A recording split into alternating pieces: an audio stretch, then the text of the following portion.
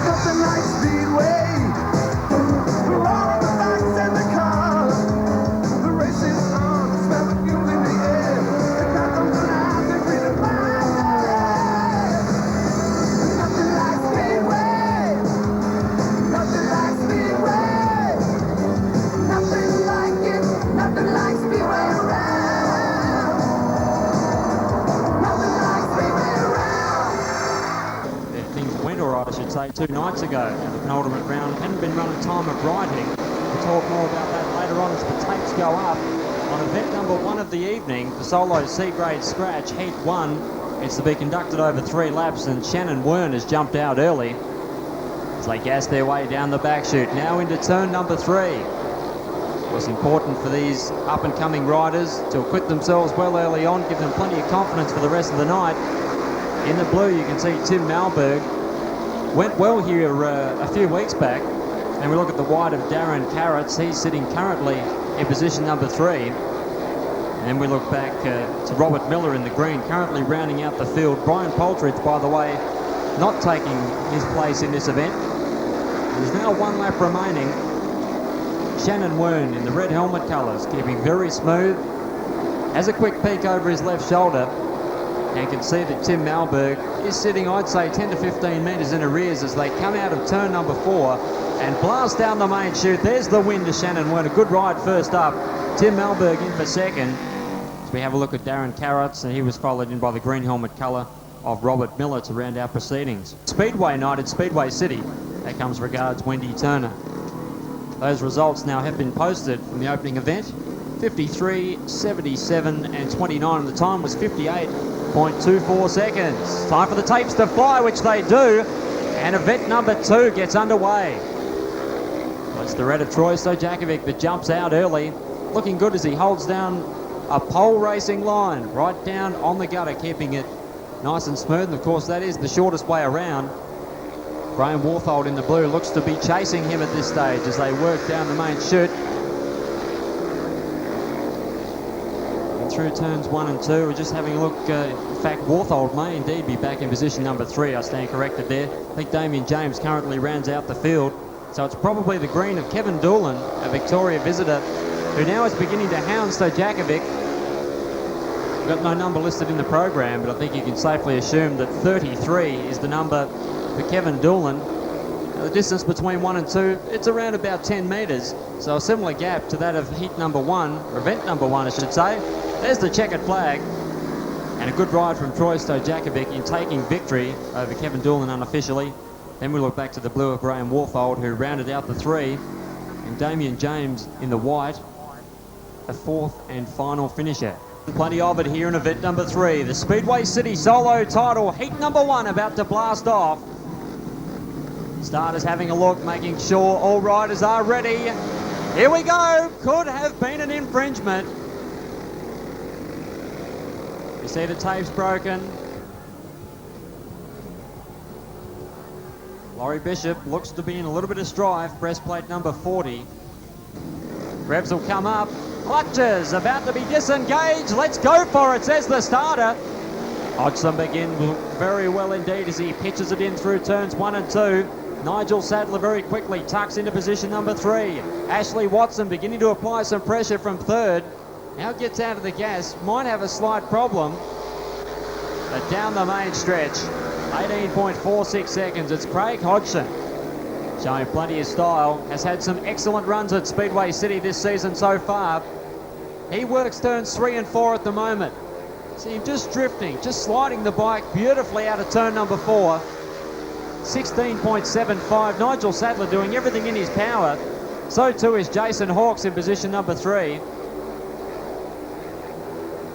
They're about to come out of the 4th corner, at least our race leader is.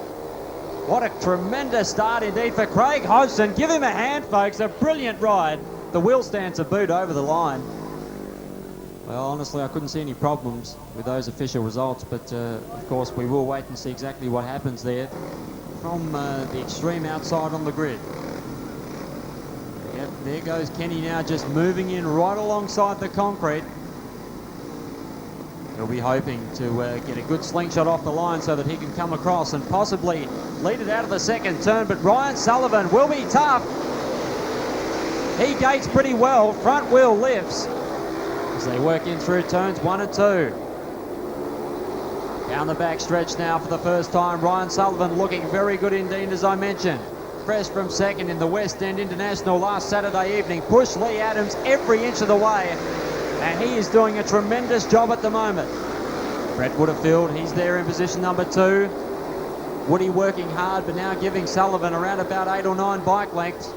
In behind them, it appears to be Ford Keane in the white. Then it's Steve Gratz holding down 4th position. Only 1 lap remaining. Could well come down to the grand finale, perhaps. Ryan Sullivan versus Craig Hodgson. Wouldn't be the first time we've seen it this season. Ryan, an awesome start. Matches what Hodgson did a few moments ago. We'll check the race time. Woodfield unofficially in for second, followed by the 45 of Ford Keane. Steve Gratz, Brett Tompkins on 16, and Kenny Olsen rounding out the pack. That was the 3-lap event number 4. Brian very fast, Nash and Teal very experienced, a lot of records under their belt, as well as Blakeney and Royal as the tape goes up. Some problems for Nash and Teal. In through turns 1 and 2 they go for the first time. Blakeney and Royal look as though they've got it. They were granted that 1 flying lap early on, but here comes Irwin and McGrath. Just experiencing a fair bit of roost at the moment as they attempt to hook up their beast. McGrath battling. See the passengers really working extremely hard on the chairs of these things. A nightmare of a job. You've got to be extremely fit. Irwin and McGrath throwing everything they've got at them as they come out of turn number 4. There's now 1 lap remaining, but Blakeney and Royal from Western Australia in the yellow helmet colours at the moment, showing them how it should be done. They get a little bit loose coming out of the second turn, and this will give perhaps Irwin and McGrath a bit more of a sniff. They work turns 3 and 4 under the grandstand. Problems for Irwin. He's going to coast over the line, so that will allow Glenn and Nathan O'Brien through to score the points for second. Now, unfortunately for Irwin and McGrath, relegated back to third, and for Nash and Teal, bit of disappointment after the fire went out. And right next to them, Munro and Edwards. 4-cylindered flyers blast in towards turn number 1. Munro and Edwards have begun superbly as they chop Dakin and Ryan right off at the chase in through the 1-2 bend. Down the back they go. Hardy and Rudloff will be attempting a slide job up the inside. Should net them 3rd position as they battle it out of turn number 4 and down the main stretch. Real chance this evening for Rick Munro and Shane Edwards. Managed to get through that cutthroat South Australian elimination last Saturday evening at the showgrounds and went up against the might of the nation's best, and I feel acquitted themselves pretty well. I'll get quicker and quicker, that's for sure, and I know Rick Munro and Shane Eddie Edwards love this circuit. They've held track records here in the past, and no doubt they'll be out to set a few this evening as they scorch down the back chute into turn number 3 beneath the big grandstand. They'll be coming around now to accept the checkered flag, and Scott McIntosh waves it well. Victory to Munro and Edwards. Dakin and Ryan get through into second position. Hardy and Rudloff the 3rd. And I'd say Wiles and Egan possibly to round out the 4, but again, those results will be coming through. Begins well in the yellow. Should get good drive out of the second corner. Down the back, already out to a massive break. Brian Poltridge in the blue appears to be in second position as they rocket their way out of turn number 4. But Doolan looking very good indeed as he slides it in through 1. Damien James, he's there in position number 3 at the moment. Able to keep Shannon Wern in the white at bay. That's a battle for positions 3 and 4. Out of the final turn and down the main stretch now with 1 remaining. Or could it be that some track records get shattered here? The track is in magnificent shape. Some of the faster riders, some of the A-grade boys will be out shortly. And over the line goes Kevin Doolan. Pretty pleased with himself, and rightfully so. Here's Brian Poltridge in the blue, the red of Damien James. And coming in behind him, Shannon Wern in the white, number 53. 3. That's what we've got there because of a chain guard mishap with our leading competitor. So looks as though Doolan has been crossed right out, lost something on the bike. Did get ruled out in the final analysis as we go racing in event number 8. Warthold away nicely. Out of the second turn, here comes the pressure from Darren Carruthers in the white. He'll look for an outside move, but now backs out of it. Troy Stojakovic in the green. He's working the pole line at the moment. Bike number 17. Currently holding down third, but he'll be hoping to go one, maybe even two better. He's got Malberg on his immediate right, and Malberg gives it a fistful. Blast by down the back, and here comes Stojakovic. He goes through into position number 2. But out in front, it's Tim Malberg in the blue as he comes past number 77. He's looking good, and he's only got to hang on for another 3/4 of a lap. Maximum points will be his. 5 or 6 bike lengths currently separate 1 and 2. Good racing here as we look back to Graham Warthold in third position. Here's the checkered flag. These C graders are quitting themselves beautifully. Malberg over Stojakovic, then the 73 of Warthold and the 29 of Darren Carruthers. Hawks preparing himself forward, Keenan, Nigel Sadler. A definite chance from the outside of the starting grid as the tapes go up. Woodfield, as you would expect, takes command in turn number 1. Sadler's out wide. Let's see if he keeps it wound on. Hawks is going well into turn number 3. Magnificent racing here. This is wide open stuff out of turn number 4, 3 and 4 abreast. This is magnificent to see as they work turns 1 and 2. Jason Hawks, after that big manoeuvre down the backstretch on the previous lap, he's fired up for this one. And here comes Sadler.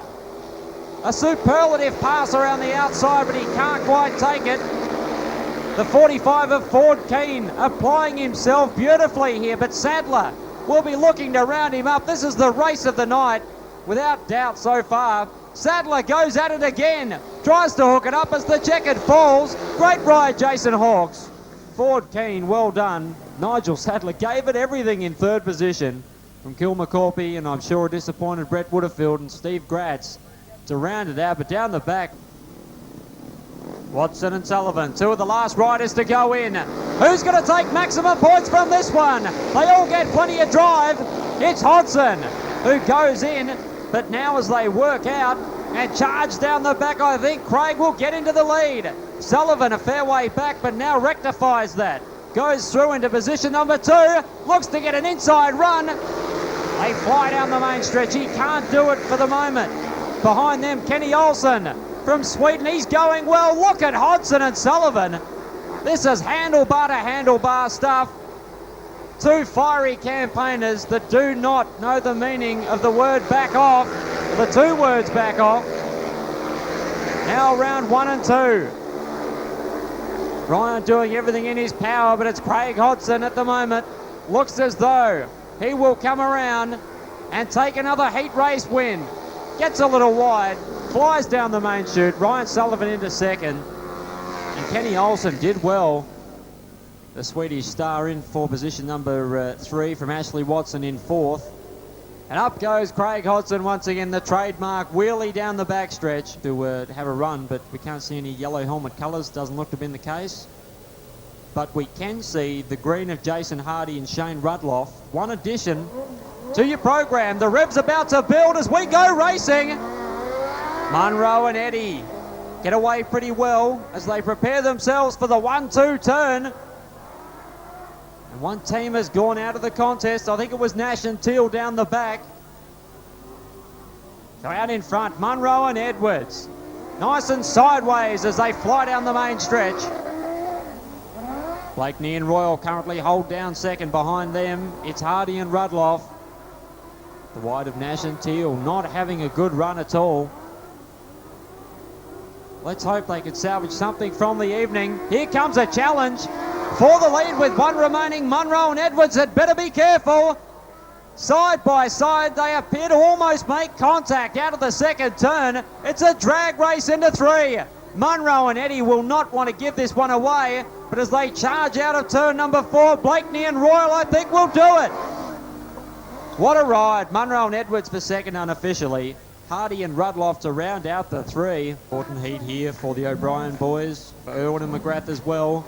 We drop back to third in the opening heat. A little bit of smoke as they dump that clutcher. Wheel stand there for Irwin and McGrath. Out of the second corner, here comes the big charge from the O'Brien boys as they scorch down the back and into three. Let's see if they can hang on to it, almost turning the chair around. Out of the final corner and down the main stretch now, it is the WA 10 of Glenn O'Brien with Nathan O'Brien on the chair. Behind them it is Jim Irwin and Sean McGrath. Then we look back to the wide of Dakin and Ryan.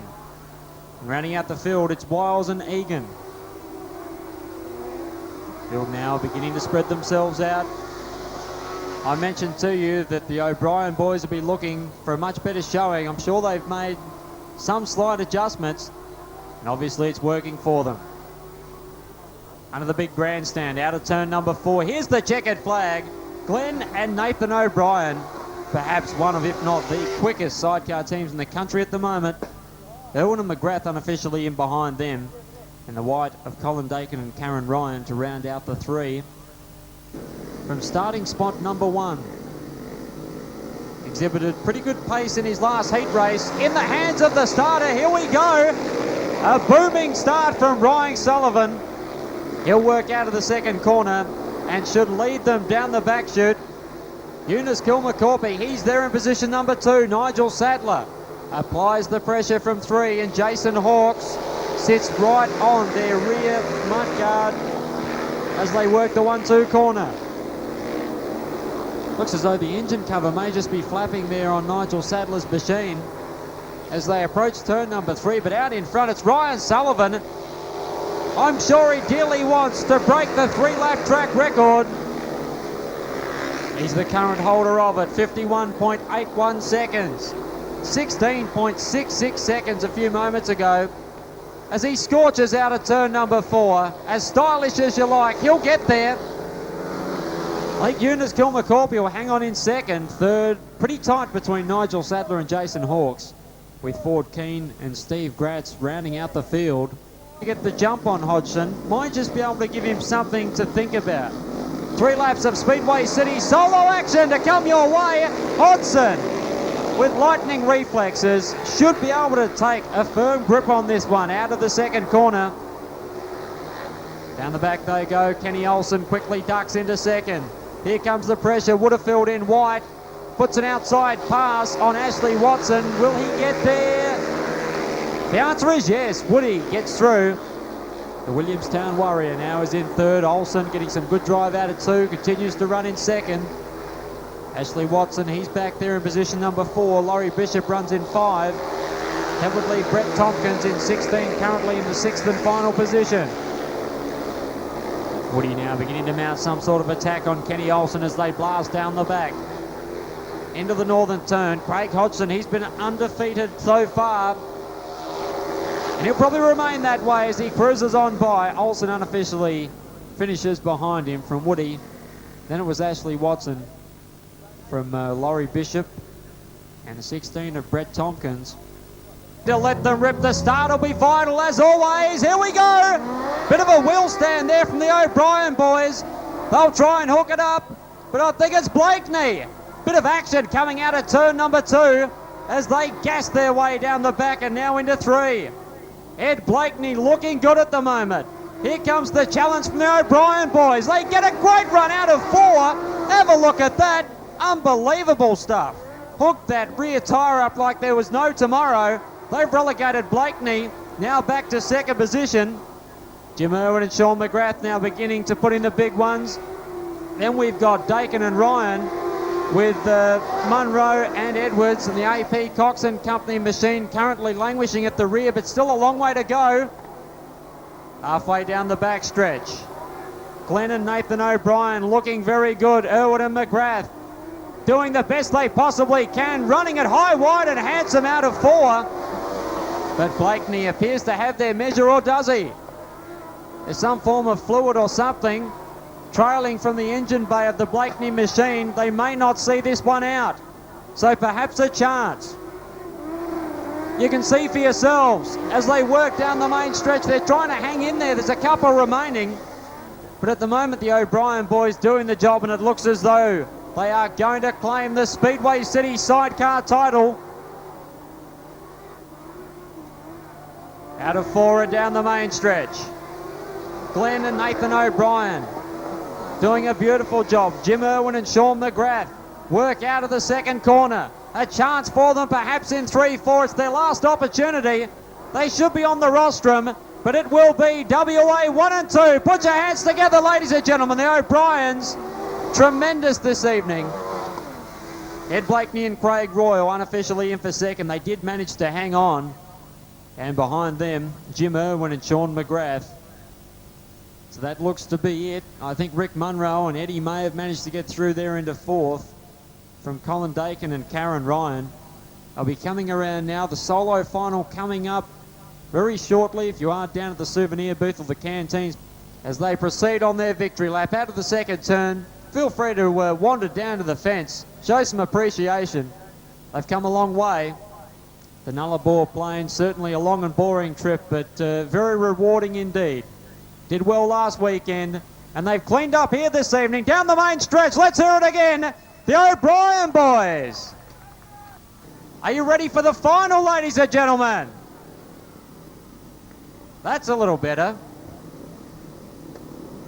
They're beginning to move in. Starters ready to let them go. They've ignited them into action. Sullivan has begun well. I think he'll take turns 1 and 2. Hodgson battling at the moment with Jason Hawkes as they fly down the backstretch. Now turn number 3, it's Ryan Sullivan. Out in front of Craig Hodgson for the first time this evening. 1 down, 5 remaining. This will be a big test in the Golden Helmet event. It was Craig that did the job, and here he comes. Ryan has a look over his right shoulder. Craig will be trying to worry him out of position. Ryan goes a little wide out of 4, and here he comes. He's taken him. Craig Hodgson hits the lead. Ryan Sullivan doing his best out of 2. He'll be looking to scorch back by, but he can't do it. What a battle this one is. Nigel Sadler coming good, serving it right up to them in 3rd spot. Down the main chute. They've got these throttles twisted right around to the stop, believe me. Sadler now riding the race of his life as he begins to attack Ryan Sullivan for 2nd. Behind them it's Jason Hawkes as they run down the main stretch now with 2 remaining. Behind them we've got Ford Keane from Brentwood-Field, and Sadler's got there. In the 1-2 turn he did the job. Ryan Sullivan will be trying to come back, but it's Craig Hodgson who gets around this Speedway City circuit extremely well. He's got the young tyro Nigel Sadler nipping at his wheels in 2nd position. Hodgson's got trouble. Here comes Sadler. Let's see if he can take it. The apprentice comes up against the master, you could say, as the checkered flag falls. Craig Hodgson does it again. Nigel Sadler, a superlative run for 2nd. In the end, I'm not sure whether Ryan even hung on for 3rd. Maybe he had a rear tyre going away, something of that nature. Jason Hawkes charged on valiantly and may have picked up 3rd in the dying stages, I'm not sure. Let's see what the officials say. They have given the big thumbs up to bike number 96. Let's hear it for Craig Hodgson. He's taken out the Speedway City Solo Championship. He's got the checkered flag in hand. There goes the 24 of Jason Hawkes. And you know what, race fans? He did get there for 3rd. The 24 of Jason Hawkes for 3rd. 2nd position, the 11. The 11 of Nigel Sadler. Jason turning it right on. Pulls some good wheelies, and there goes Craig as well down the backstretch. He'll come out of turn number 4, and then he'll make his way to the podium. We'll be getting the presentation underway very, very shortly. There he goes again. Tremendous amount of bike control, up on the rear tyre, checkered flag in hand and all.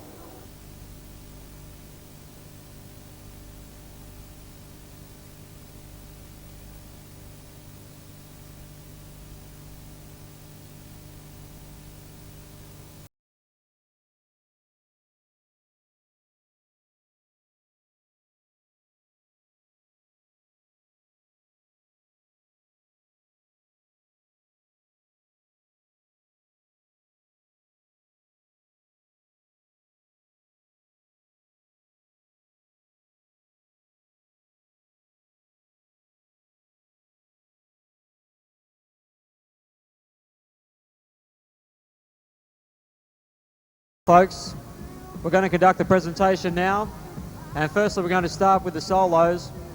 After a great display of riding, getting in for third position. He did it in fine style indeed. Let's hear it for rider of bike 24, Jason Hawkes. The sash here for Jason, for third position. Has ridden well throughout the evening. One great performance as well in the heat race comes to mind. We'll get the sash on correctly, pretty important for the photos. Oh, I'd have to grab the kiss. Good on you, Jason, top ride. Thanks, John. Yeah, no, it was really good. I was quite lucky. Ryan just tried to go wide in the last corner and got in a bit of the ball bearings out there. So, but I'd like to congratulate Hodgie and Nigel. And just pity there's not a few more people out here supporting the Speedway tonight. I think it's a really good track. If they work at it, I reckon it's probably one of the better bike tracks in South Australia. Thanks. Jason, any sponsors before you go? They're pretty important. Yeah, I'd like to thank Williston Auto Body Repairs, Tim Osmond for tuning me engines, does a really good job. I'd like to thank my dad, Karen Cleaning, and Pete in the pits, thank you. Well done, Jason. You better stick around for a group photograph. As we move along now to second position. What a great ride it was indeed. Please put your hands together for Nigel Sadler.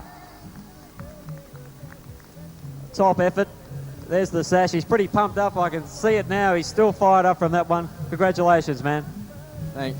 Yeah, it was a good night. Ended up getting it sorted out as the night went on. I'd like to thank my sponsors, Hunter Motor Bodies, NRC and Alan Mitten, Mum and Dad, and all the people out here who put on a good show. Wendy, thanks for having us. And also the boys for helping me in the pits. Good on you, Nigel. You too, if you could just stick around for the group photograph, please. As we present now the winner of the inaugural Speedway City Solo Championship, please put your hands together for Craig Hodgson. He's showing great speed at this track throughout the season. Well done, Craig. Great effort. Thanks, John. Yeah, it was pretty tough. I wasn't sure whether I was going to be able to beat Ryan there, but unluckily for him, he had a few mechanical.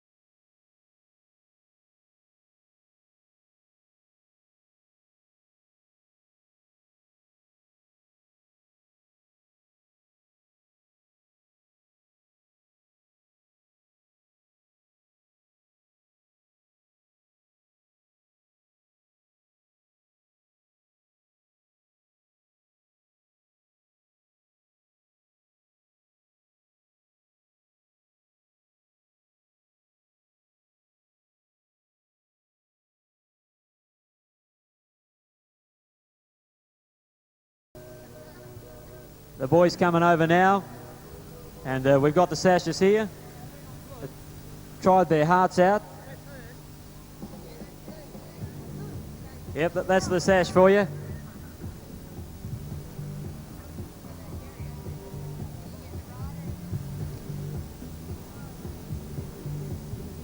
Congratulations, fellas. That was a pretty good effort. You served it right up to those West Australians tonight.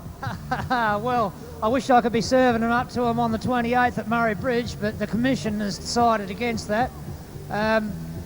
It would be good to get a tyre that could handle this track. I'd like to thank some sponsors, obviously, while you're up here. Yeah, well, I've got a few, you know, but they all know who they are and they all give me a hand, and, well, thanks, fellas. Well done. Like a few words, sir? Yeah, just thanks everybody for coming, and thanks. Oh, they're pretty quietly spoken. They let their actions out on the track do the talking. That's Jim Irwin and Sean McGrath. Let's hear it for them once again, folks. A fine third place. Our second position from Western Australia. Please make some noise for Craig Royal and Ed Blakeney. We'll get the sash on first of all. Congratulations. And the sash here, we better get that out of the way. Doesn't matter where it is in the country or what the track is. You Western Australians are pretty quick on the chairs these days. Yeah, they're not mucking around, I'll give you that, yep. What about your sponsors? I'm sure you'd like to thank a few people. It's a long way to come. Yeah, I'd like to thank Shell Fuel Company, supplying us with all the fuel, and McLeod Tyres for putting rubber on the bike, and Craig for doing a good job, and Ian in the pits. Good on you, Ed. Craig, would you like a few words? No, declining. Great job on the chair. That's Ed Blakeney and Craig Royal, race fans. Second in the Speedway City Sidecar Championship. And the winners from Western Australia once again. Please make some noise for Glenn and Nathan O'Brien.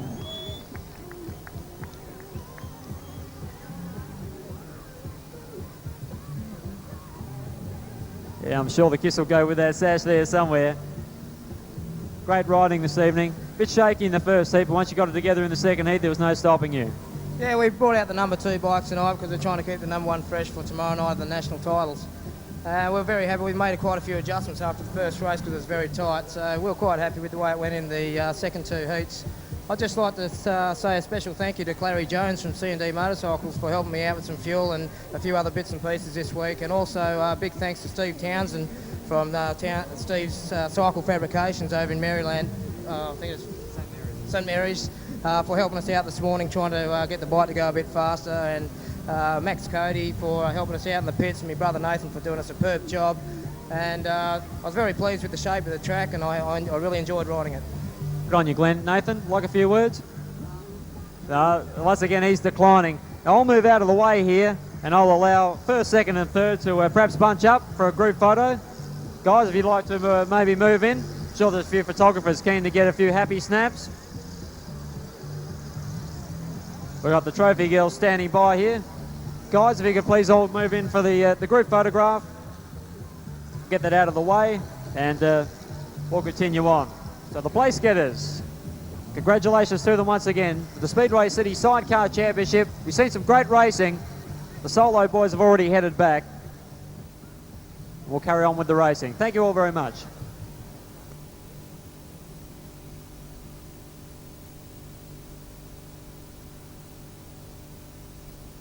Most of them are 36 years old, would you believe?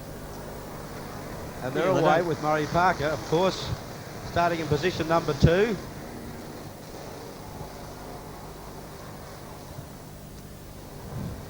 You watch Ray Skipper, he's new front end in that tonight, John. Is it Max? He's doubled his axle size from the last time when it got a little bent at Murray Bridge. And it appears to be steering a lot better now than it did. Look as though they're having a lot of fun, and between Murray Bridge and Hamley Bridge, and I'm sure many of the other country tracks in Speedway City, they're really beginning to get quite a bit of use. We're seeing a lot of demonstration runs, and I'm sure that's the fact that is pleasing all of these guys tremendously. It's almost consistently so. Yeah. Incidentally, John, number 7, the car at the rear of the field has been driven tonight by Julie Hine and not Colin Hine. You notice Ray Skipper moving up on the inside of Murray Parker, got a bit of a shove there and decided that discretion was a better part of valour, and he's dropped back again. But he'll have to go around the outside to get anywhere near Murray Parker, I'd suggest. That's exactly what he might do. Just running mid-track, trying desperately not to trade any tyre paint. was purely a demonstration run. Of course, it's a demonstration, John. We mustn't call it a race, but here goes a tyre for race given. You'll notice that Murray Parker has rails right around the back wheel. The later version on number 25 has no rails around the wheels at all. And of course, you have to be a little bit careful about that. I reckon rather than call it a demo, we should call it a spirited exhibition of wheel-to-wheel combat, Max. John, I have a reward for you if you can find a name other than spirited demonstration. We just did. We found a new term. Thank you very much. My pleasure. I will probably get in hot water about this, but I think spirited demonstration is childish. Boys having fun with their toys. Yes. And it's only the cost of the toys that make the difference.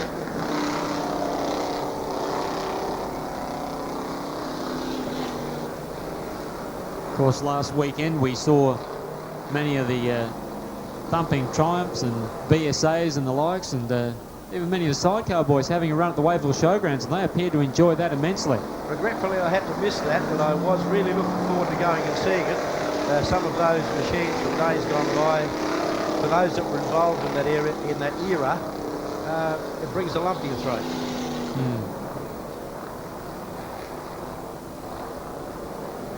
Of course, the vehicles with the wings on top, you can really exclude them from the classic stock car because they were of a later era. I believe it's 8 laps tonight. What do we have now? I think we're on our last lap, yep. Now you'll notice number 23, Murray Parker, once again has gone around the outside of number 7, the one with the wing on top. And he's having a lot of fun. They're crossing the line now for the completion of the event. The race skip across the line first with Graham Mason car, that beautifully prepared Graham Mason car in second position. Max, thank you very much for joining us in commentary, and we'll look forward to you coming back in a little while, because out of turn number 4, to greet our starter, who is ready with the green flag, which he now has given them, from a pole sitter. Dud Lambert, he's dropped back to third. Adam Baines rockets around the outside of him. Down the back they travel. The 34 of Brett Kipling, he is there in position 4. Baines has gone pretty wide in 3. Chaz looking good for Castrol. Sprint Auto Parts and ICI Dulux Auto Colour. It's the Murphy chassis race car opposed to the John Sydney Racing chassis.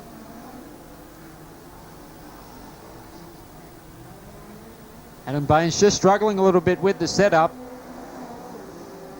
By contrast, Chaz motoring away with it. Dud's there in position number 3. Brett Kipling in 4. And we can see the 7 of Billa Hang. I think Bill may have opted to start rear of field. Certainly didn't assume pole position. It was Dud Lambert who assumed that role. 17.21 seconds a few moments ago for Chaz. He gasses his way into turn number 3. Keeping it down on the pole line. Very smooth for these cars. It's the way they like it. Adam Baines now beginning to come into his own. Starting to plant the boot a little more in his pursuit of the Castrol. Sprint Auto Parts current state champion. The white flag now comes out. The John Walsh-owned speed car looking very good indeed. Down the back and into the 3-4 turn, the northern end of Speedway City. Checkered flag unfurling, and Chaz Calandro has no problems at all. Captures the opening heat race for the speed cars in an emphatic manner. The 52 of Adam Baines comes through into second. Third place will belong to Dud Lambert for Slick 50. Brett Kipling in 34 will finish 4th. And behind him will be the number 7, driven by Billa Hang. Don Burton, he's on the outside of the front row. Let's see what transpires as Scott McIntosh gives them the nod. The Bromalco Bullets in there. Steve Cowie, he'll be looking for an inside run through turns 1 and 2. And the 16 car, Paul Sheen, an early mover. He's jumped to the lead here. Modified sedans, a class that has been growing. Steve Cowie sideways. One competitor has thrown in complete opposite lock, and that was the 20 car of Norm Henderson, but now gets back into it. Rod Brady beginning to put some pressure on the 77 of Dave Hellier, but out in front in the Ford, it is Paul Sheen for James Ceramics and Clean Heat Auto Gas. It's the XE Falcon. Some drama in turns 3 and 4. Bit of a biff and barge session going on there. Dave Hellier in 77, Martin Rams in 8. Rams has effectively gone from hero to zero. Started up the front, now is back in about 8th or 9th position. And Dean Pomeroy, Murray Bridge 12, he was involved in that altercation. It's left him with his 2 front wheels facing in opposite directions. In through turns 1 and 2, the XE of Paul Sheen looking a treat out in front. Now Paul's behind him in the Commodore. Looks as though as he comes around, he's got the VN rear. I was having a look at it up at Riverview Speedway. It appears to have the VN rear end, but a late model front clip on the car, if you like. Probably VR or maybe even VS spec, I'm not sure. Certainly very well presented car. Steve Cowie's turned it around in 3. Rod Brady has gone around as well. The yellow is on. And Shane Best travelling pretty slowly out of turn number 4. Into it as they come out of turns 3 and 4. Lock to lock down the main stretch. Paul Sheen working the XE Falcon as hard as he possibly can. The General Motors product of Mal Paul in behind him. Then it's Steve Cowie with Shane Best now crawling all over him. Best charges up the inside and says bye-bye, although the yellow is out. So they'll take it back again. All that hard work from Best will account for nothing because he'll have to go back behind the Commodore of Steve Cowie and attempt to do it again. The 74 of Murphy up against Steve Vaughan. A couple of old sparring partners from the modified sedan days. Steve Stewart goes to the outside instantly. Let's see what he can do. Launer down on the inside of him. Darrell tries to force him wide and out of the contest. They work into 3-4. Vaughan understeering in trouble. Launer says, thank you very much. I'll take second. Brilliant bit of driving that. Now takes a little bit of the infield with him as he negotiates 1 and 2. Ian Layson has managed to get by on Steve Stewart. The Dry Creek Wreckers Camaro not having a very good run. Launer sideways on the infield. Vaughan should get back past him. That's exactly what happens. Nice to see that Steve Vaughan now has got that car sorted out. They've been struggling with it.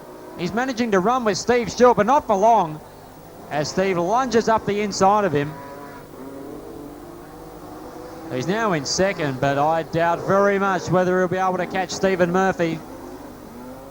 I know the Smurf has had West Torrens Dyno working on the donk, and they appear to have been coming up with some extra grunt, most definitely. Just sounds more beefy as he exits the second turn.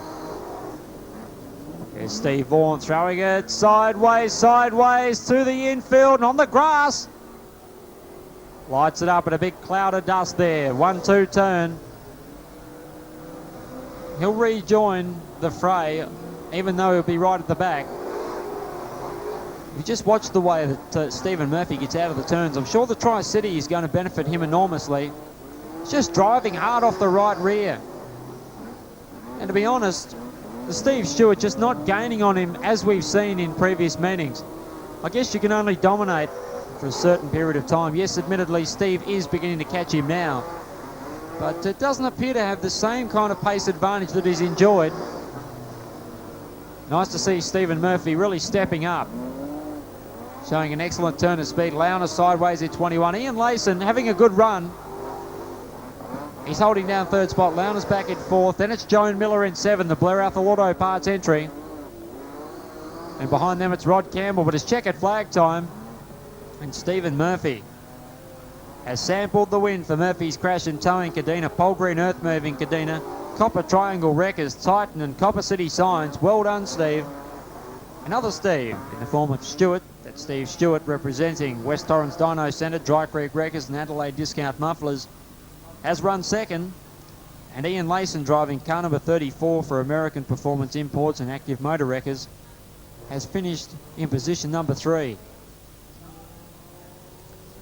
And that was event number 20 on the card, as they now acknowledge the green flag and bring these cars up to speed. And this is an 8-lap event. I think Ray Skipper will be champing at the bit for that big thing in front with the wing on top. You reckon you want to mow it down? I think he'll have a try. He's still trying out a new front end on the thing, and he's still not quite certain, but he's just feeling it out. Jeff Quinlan in 3rd place, Murray Parker and Colin Hine in a little altercation. Round Colin goes, no, he straightens up again.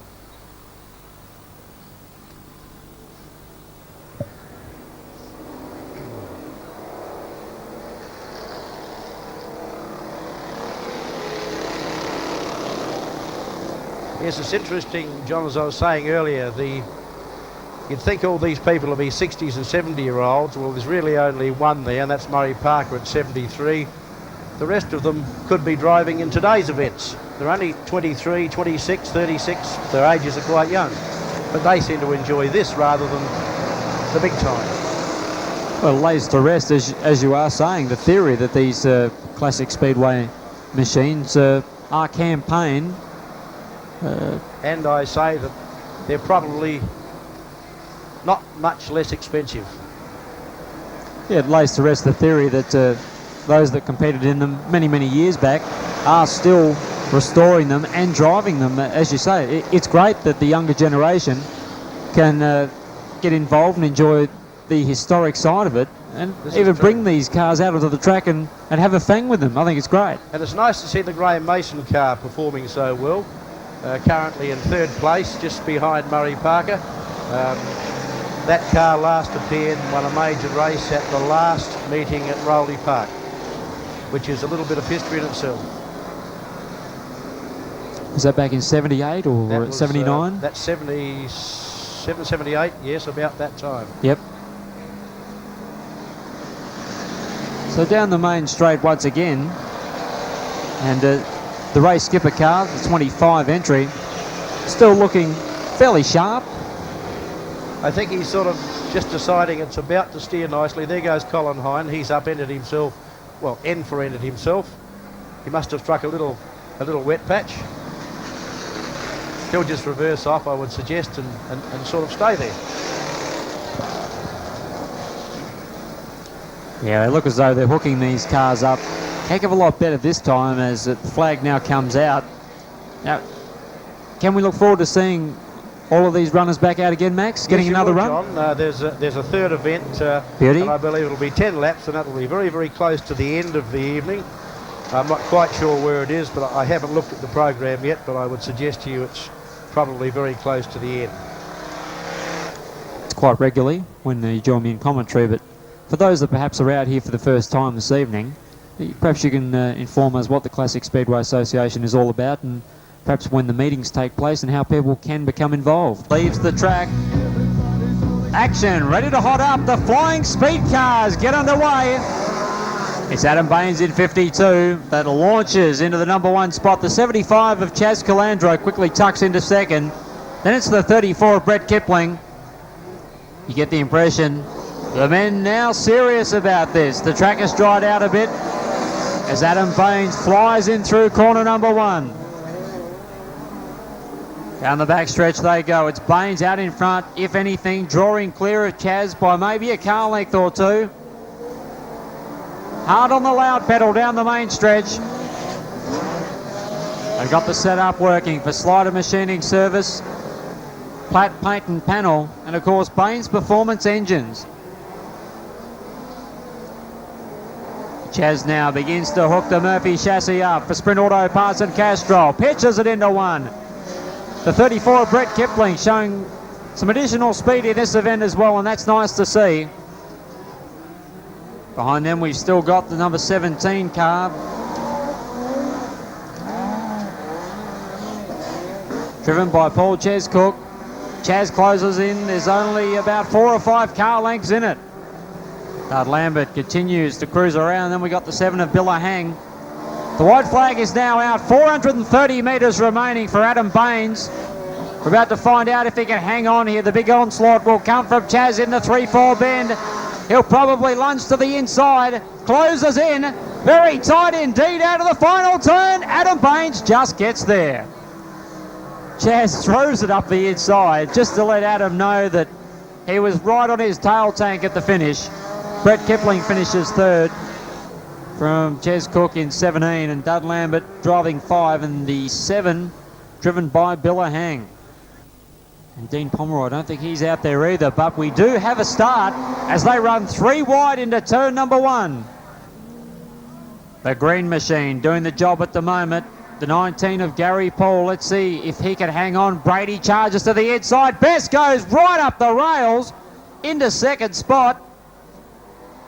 Brady's in some trouble in the Commodore. And I think he will move to the infield. His VK looking as though it'll take no further part in this event for Adelaide Auto Wreckers and Best Mechanical Repairs.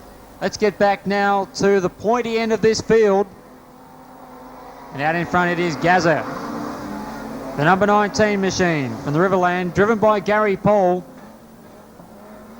He's trying to stay out in front. The Cortina comes up against its big brother, the Ford Falcon, driven by Shane Best.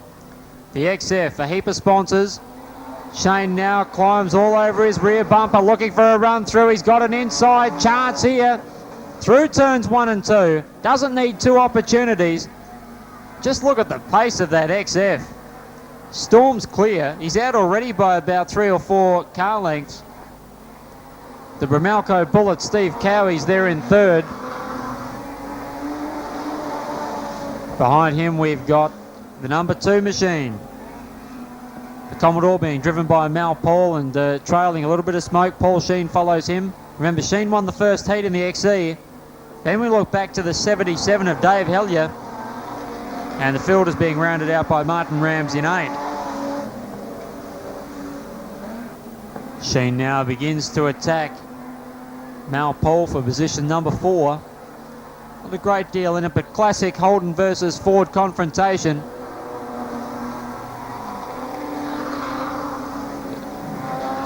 Best continues to steer this thing. In fact, his Falcon almost appears to be on rails. Obviously, built it very squarely and put everything together. Lots of attention to detail, very well presented. And it handles these oval tracks just like it should, very well. Gary Paul still runs in second. He's been able to break the tag that Steve Cowie was applying to him a few laps back. Here's the checkered flag. Shane Best does the job in heat number 2. 19 of Gary Paul runs second from Steve Cowie, from Mal Paul, from Paul Sheen, Martin Rams and Dave Hellier. 4. They want to stay out of trouble and blast away to an all-the-way win. Let's see what transpires. Hard on it down the backstretch. Lauby's in second. Rocky Caruso feathering his way through. Here comes Bill Miller. Has a chance. Jason Sloper tucks it into the inside of Rocky Caruso. Says, hey, I'm here, pal. Look out. I'll move you out of the way if I have to. Rocky responds, gives it a squirt, and negotiates the number 2 of Tony Lauby. Around the 3-4 turn they go. The immaculate number 8 race car of Peter Drew is out in front. The 11 Pontiac Trans Am of Rocky Caruso is second. The number 2 of Tony Lauby is third. The 3 of Jason Sloper is fourth. The 77 of Bill Miller is currently fifth. And the 66 of Barry Worthley rounds out the field. Barry just having a few problems sorting out the handling of that car. His Corvette exits the second corner. Drewy out of the second turn. If anything, I'd say that Rocky beginning to catch him. Pair of them accelerate. Out of turn number 4 now. Both cars handling very well. They're coming up now to Worthley, driving 66. Just saw a 17 neat from Peter Drew driving the number 8 Mobile. He's a bit indecisive here, and just watch Rocky close in. Lap flag was out to Barry Worthley, drifts wide, lets them go through, and continue on with the joust because there's 2 to go. There's Bill Miller, works his Pontiac into turn 1, Jason Sloper follows, then it's the 2 of Tony Lauby. And now that they're clear, Peter appears to have extended the gap again, probably out to 3 or 4 car lengths.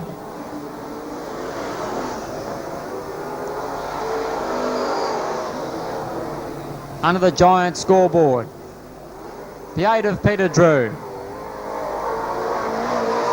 will be the winner unofficially, with Rocky Caruso finishing behind him in second, Bill Miller for third.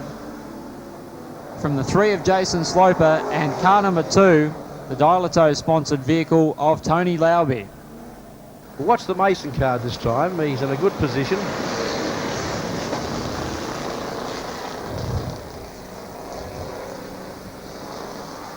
Yeah, we've seen that the Mason car running fairly wide around the circuit, in fact just inside the concrete, but handling it well. It is, and if you watch the car right throughout, he stays in that middle area. Obviously that suits the big back tyres.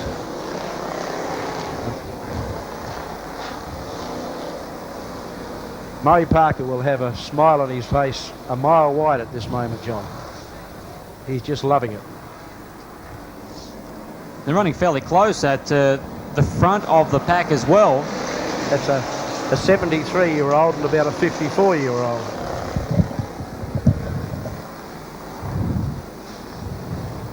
So Ray Skipper currently leading them, but it may not be for long. Let's see what happens here. Murray Parker will get on the inside. He won't let go, and he has the inside running. Gee, Colin Hine, he's getting gamer and gamer. Yes, there's a fellow that had never seen one of these things and simply decided he'd like to drive one. It's built by Ross Hill. Everyone will be familiar with Ross Hill in days gone by. Ross built the car as he built the previous original car that Marshall Sargent drove. And Colin is getting that little bit better every time. Now Gordon Milne, he's got the bit between the teeth at the moment, but the real action and jostling in this pack, if you like, appears to be going on for 2, 3, 4 and 5. Which are stock cars in almost the true sense of the word. The 23 car, of course, being the older by probably 5, 7 or 8 years. Now we can see that Colin Hine is beginning to close the gap on Gordon and might even have a bit of a shot at him. Well, the fact is that there are 2 side valve V8s in the 25 and 23 car, and the number 7 has a 318 Chrysler in it. It's a vastly more powerful car, and of course evidenced by the fact that he can just leap up on people and pass with little or no effort. Let's see if he proves you right coming out of the second corner. Yes. He's got a fairly good run and has also been... Now, if he gets the right position here, he could creep up on Ray Skipper fairly quickly, as he has done. But of course, we're coming to the end of the event. He's trying very hard. But there you go, the event is concluded. Field. Here's a go. Jesco gets the front. Kipling goes past both Doug and Paul in one foul swoop, and here comes Baines in 52. He's on the prowl. Thrives on a challenge like this. Oh, hooks a little bit of a bump there. Bicycles for a moment. You can see he's right on the edge, making up a heap of ground. And we got the Murphy, the John Walsh owned car for Castrol, Dulux Auto Colour and Sprint Auto Parts, driven by Chaz Calandro. Our leader, pretty certain he's still utilising the V4 Scat power, 15.99 seconds. For Brett Kipling as he cruises the backstretch, now the 3-4 region. We still have 3 1/4 laps remaining. The lap flag comes out for Billahang.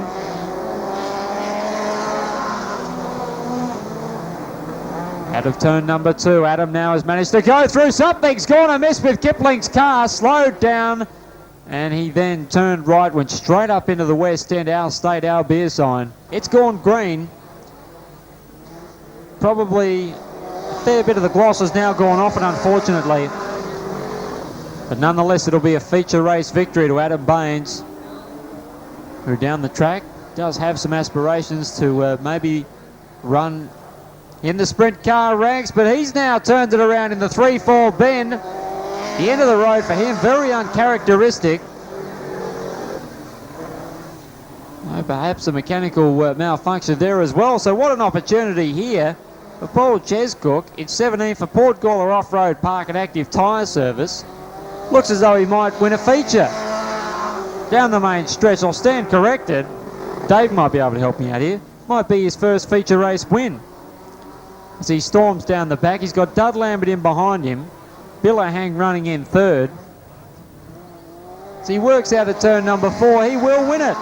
Well done to Paul Chescook for the win. The 5 of Dud Lambert follows him home into second from Billahang. And, well, I must have put the mockers on them. Modified sedan feature underway. Who will take turns 1 and 2? That's the question. Ram's trying to do it on the outside. Sheen attempting on the inside as they run wheel to wheel and really squeeze Dave Hellier right out of the picture. Hellier now tries to dispute it. We've got Gary Paul coming at them. Steve Cowie on the inside of Gaza.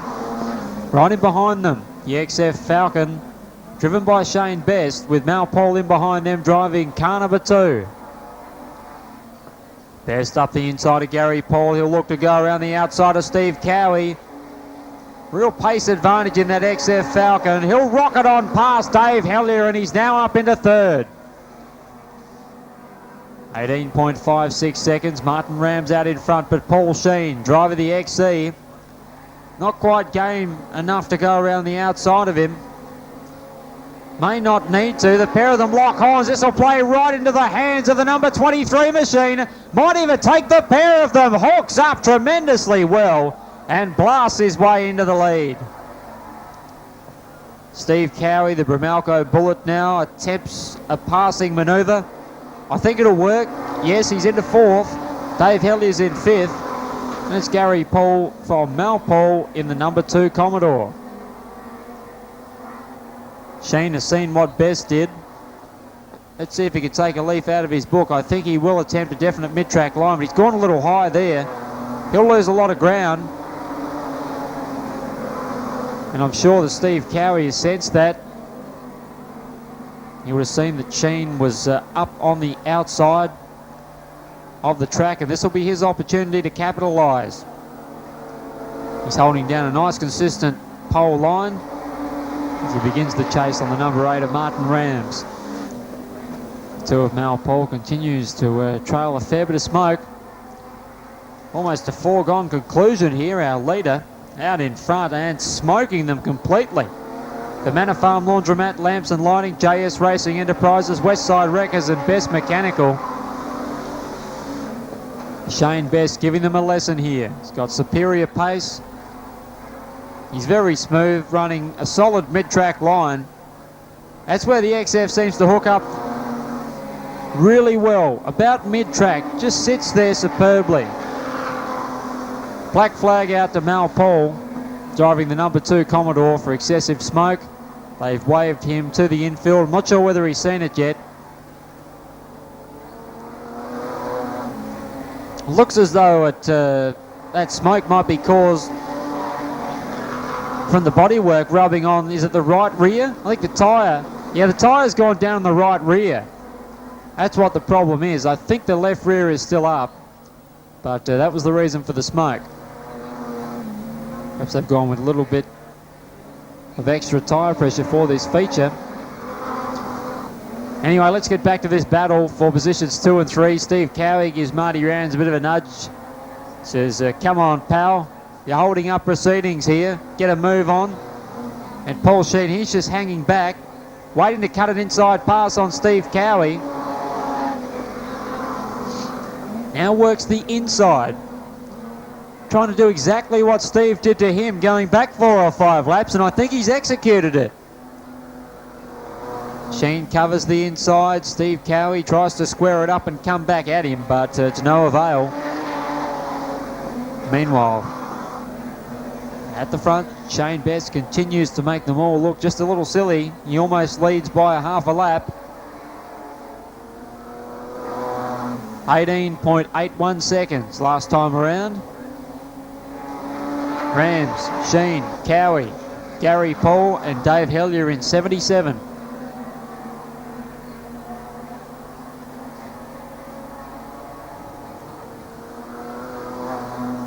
Now white flag time for Shane as he works turns 1 and 2 for the final time. Who will get there for second position? Paul Sheen, you get the feeling, has just said, well, nothing to lose here. Might as well go for the jugular.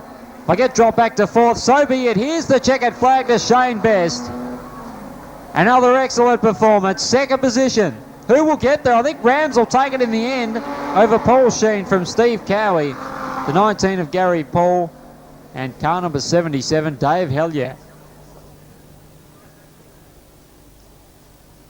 Well done once again to Shane Best. Proving very tough to beat in this new XF Ford Falcon. As he comes around, he'll be grabbing the checkered flag and performing a victory lap.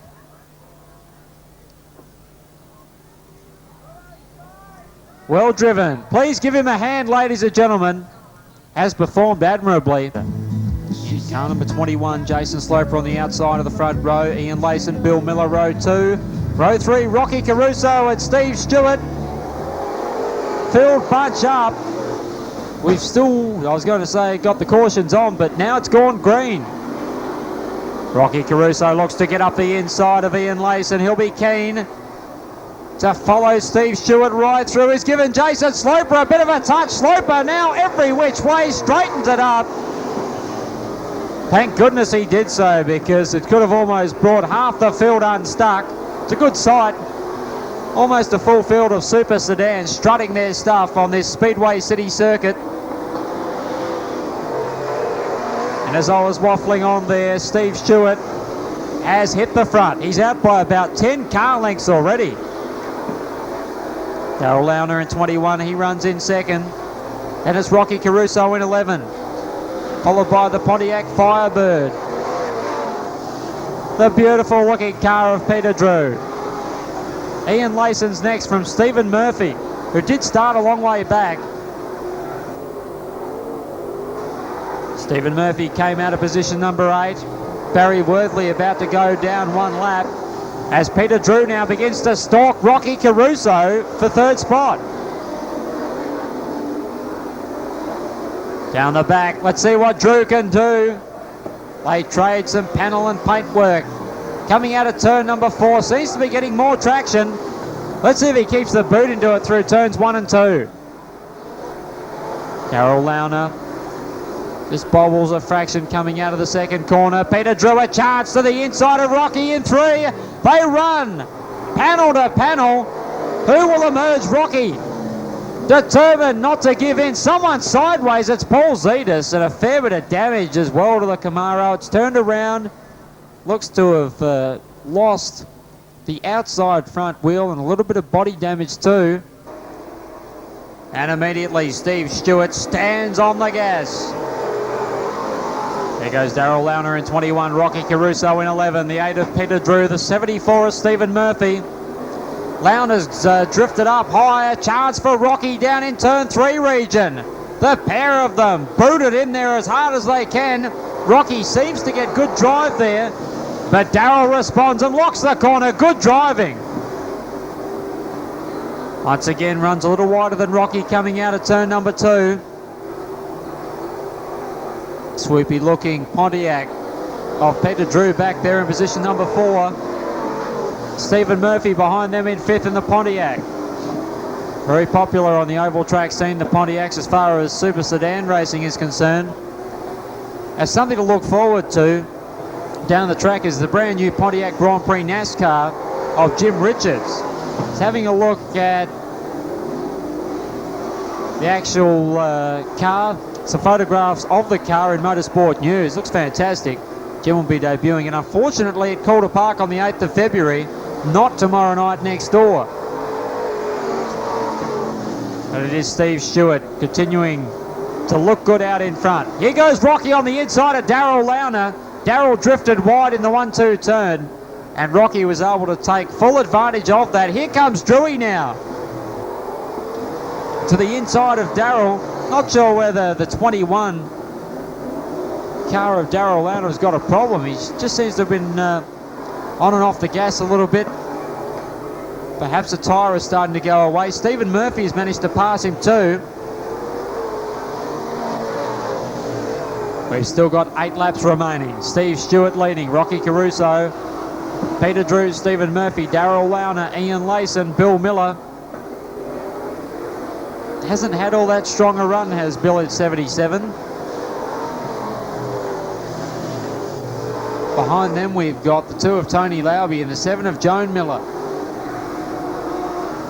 Not his normal self, that's for sure. May have some form of fuel supply problem to the motor, maybe even a handling problem that we are unaware of. I must confess, Rocky looks to be actually catching Steve. There was almost a quarter of a lap between them, and now all of a sudden Rocky, he's running mid-track and putting in some quick lap times. He's determined to crack a race win here. They've got 4.5 laps remaining. Yeah, the track drying out a little bit. They've been rolling around under caution for quite a few laps. Could it be that the Pontiac Trans Am of Rocky Caruso is handling a heck of a lot better in the dying stages? I think that is the case. Steve looks to get to the inside, buzzes the right rear. And Peter Drew's starting to make up some time as well. Super Sedan ranks coming good here. Rocky looks for an outside pass on Steve. Runs it pretty wide. Maybe a tad too wide, but he'll get a better run at him in turn number 3. Here he goes. Wheel to wheel. He can just keep it down and hook it up out of 4. He could be a goer. The Camaro versus the Pontiac, and another Pontiac of Drew. Roars up the inside of Caruso. The pair of them touch. Now into 3. Tin Top racing at its best. Drew now a chance for the win. He gets to the inside. The white flag comes out. Every player trying to win a prize. Steve Stewart responds. Drew is there with him. Stewart fighting a car that does not want to hook up. It's very loose. Rocky goes mid-track. Drewy works the inside. It's checkered flag time. Steve Stewart over Peter Drew and Rocky Caruso. One of the best sedan races we've seen for a while. Stephen Murphy for 4th position. Darryl Launer for 5th. 6th place, Ian Layson. 7th, Tony Lauby. 8th, Joan Miller. And 9th, Barry Worthley. What a battle it was. Just like to repeat to you that, of course, Friday night is Speedway night here at Speedway City. And Friday, January the 31st, will be the South Australian Street Stock Championship, plus solos, sidecars, speed cars and dirt carts. The action will resume at 7 p.m. It's the next meeting here at Speedway City. Friday, January the 31st.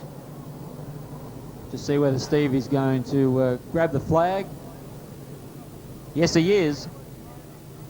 He's got the checkered flag in hand. One of the winningest sedan drivers ever to grace this track. He's got it.